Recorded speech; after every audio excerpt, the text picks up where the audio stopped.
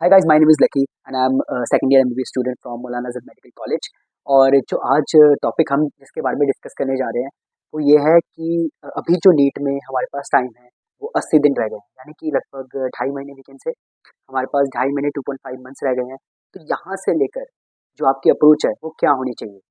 अ, मैं अगर आपको अपने बारे में बताऊं तो I secured AR 881 with marks of 680 in NEET 2022. So I think I'm little bit capable of sharing this with you कि मैंने क्या किया था उन आखिरी 2.5 महीनों में। नॉट एग्जैक्टली आपको वो करना है, बट आई थिंक कि आप उससे आइडिया ले सकते हो कि आपको क्या करना चाहिए। तो देखो यार, जो आपने अभी तक किया वो एक तरफ, एंड जो ये आखिरी के जो 2.5 महीने हैं जो आप करने वाले हो वो डेफिनेटली एक तरफ। These two are different things. Whatever you are doing till now and whatever will you do in the last 2.5 months is totally different thing. So जो आखिरी के 2.5 महीने हैं, मेरा ऐसा मानना है कि this is all about your testing. जो भी आपने अभी किया है उसको आपको नीट में आप कैसे परफॉर्म करने जा रहे हो। नीट में भी ऑल नो कि एक ऑफलाइन क्वेश्चन पेपर मिलेगा एंड उसमें एक OMR होगा। उसमें आपको 3 घंटे 20 मिनट के अंदर उसे सॉल्व करना है। तो this is what you actually gonna do.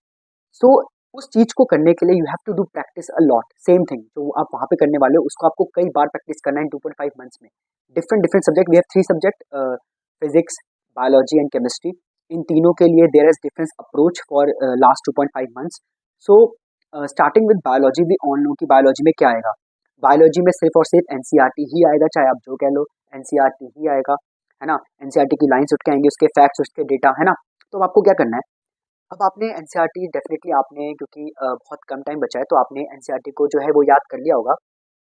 तो अब उस एनसीईआरटी को आपको बहुत एक्टिव लर्निंग करनी है उसकी। आपको हर एक चैप्टर को बहुत जल्दी जल्दी रीड करना है, ठीक है।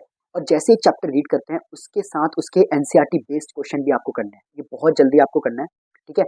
और आप क्या कर सकते हो कि सिर्फ और सिर्फ बायोलॉजी का जो भी आपके मॉक टेस्ट पेपर है, आप किसी का भी मॉक टेस्ट पेपर ले सकते हो। आप पीडब्ल्यू का ले सकते हो, पीडब्ल्यू का काफ़ी सस्ते रहते हैं और काफ़ी ज़्यादा टेस्ट मिलते हैं, अब वो ले सकते हो। बाकी बहुत सारे प्लेटफॉर्म आप किसी का भी लीजिए, बस उसमें ये शर्त है कि एनसीईआरटी बेस्ड क्वेश्चन होने चाहिए। तो फिर आप क्या करो, सिर्फ बायोलॉजी का लेकर, क्योंकि बायोलॉजी ही जो है आधा वेटेज लेती है, 360 मार्क्स है ना, तो वो आधा वेटेज लेती है। तो जो बायोलॉजी है उसको आपको जो है मेन फोकस करना है, ठीक है, क्योंकि वो आधा लेती है।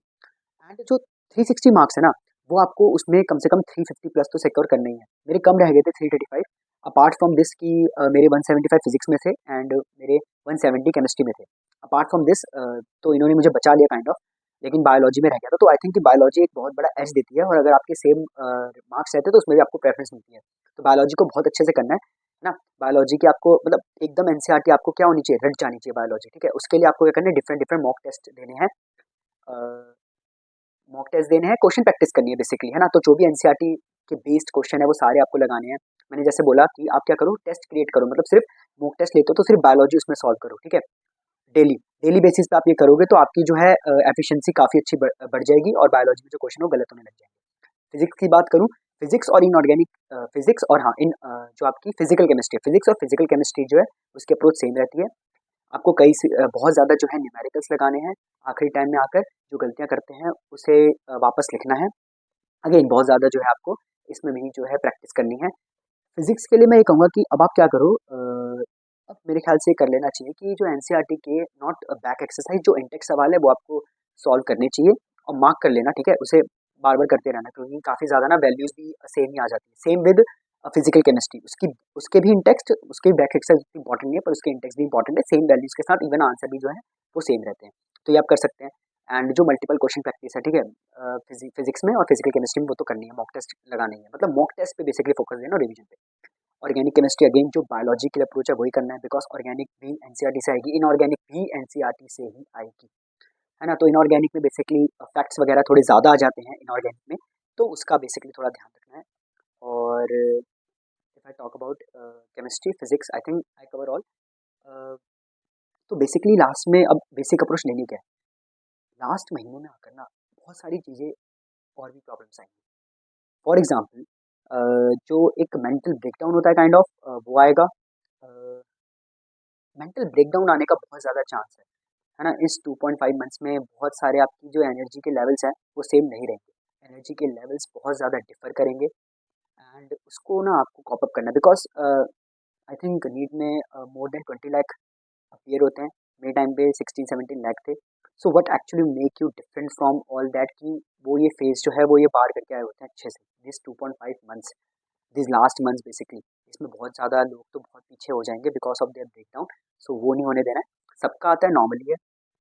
तो टेस्ट बहुत ज़्यादा देना है because you have to understand whatever you are doing till now, you are learning new things, you are just filling your brain with new information।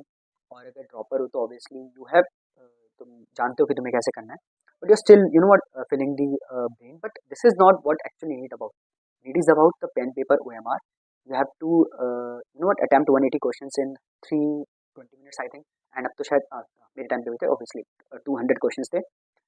So basically ये चीज़ है, तो यही चीज़ की आपको बार बार प्रैक्टिस करनी है ताकि आपको लगे कि NEET is nothing just another mock test. For those people who think that NEET is nothing just another mock test, I think they perform well than any other candidate जो भी आते हैं। एंड ऑब्वियसली जो NEET के अंदर जो amount आएगा ना 20-25 लाख, उससे डरने की बिल्कुल जरूरत नहीं, because I think more than 50% और I think more than 60 or 70% not even cross 180 marks और 200 मार्क्स। सो वो just they are just crowd, you know better, आप अपने आप को अपने आप से ज़्यादा जानते हो। So these are the basic things that you have to follow. Biology में एनसीईआरटी करनी है, ऑर्गेनिक में एनसीईआरटी करनी है। जब मैं बोलता हूँ ना एनसीईआरटी करनी है, तो ना कोई ना लॉजिक नहीं दूंगा। कोई चीज़ अगर आपको ऑर्गेनिक में समझ नहीं आ रही and you are trying to just wasting your time in understanding this is not the right time to do. Just mug it up and just write this in wall wall पे लिख के note पे चिपका लो, है ना, लगा लो उसको, और एकदम उसको कहीं पेस्ट कर लो ताकि बार बार जब आप देखो उसको तो आप उसी को चीज़ को देखो और वो आपको याद हो जाए विदाउट, बिकॉज हर चीज़ का कॉन्सेप्ट ढूंढने जाओगे you are just going to waste your time. But हर एक एनसीईआरटी की लाइन ऑर्गेनिक में, और you know what why I scored 170 marks in chemistry, I think one of the reason is that I follow the NCERT in the last 2.5 month. For मैं बताता हूँ chemistry के अंदर, केमिस्ट्री के अंदर मैंने यही गलती करी थी, मैंने एनसीईआरटी नहीं करी थी, लास्ट में मैंने करी तो वो ठीक है, वो हो गया। और आई थिंक लास्ट में करी तो मुझे अच्छे से याद भी रहा एंड आई सिक्योर्ड 170। फिजिक्स में आई सिक्योर्ड 175। सो सिर्फ एक क्वेश्चन गलत हुआ था वेव्स का, वेव्स मेरा अभी भी, अब क्या, अब तो बिल्कुल नहीं आता, पहले भी नहीं आता, तब तो बिल्कुल नहीं आता, तो वेव्स का भी मेरा यही हाल था। तो आई थिंक कुछ कुछ चैप्टर्स ना बहुत लोगों के वीक रह जाते हैं, तो वो उसी पे ना लास्ट में देते हैं टाइम, तो वो नहीं देना। मेरा भी वेव्स वीक था, उसमें एक क्वेश्चन गलत हुआ, क्या फर्क पड़ता है, 175 आए, एंड आई थिंक इसकी वजह से I got 82 rank and I got the MC medical, Maulana medical college.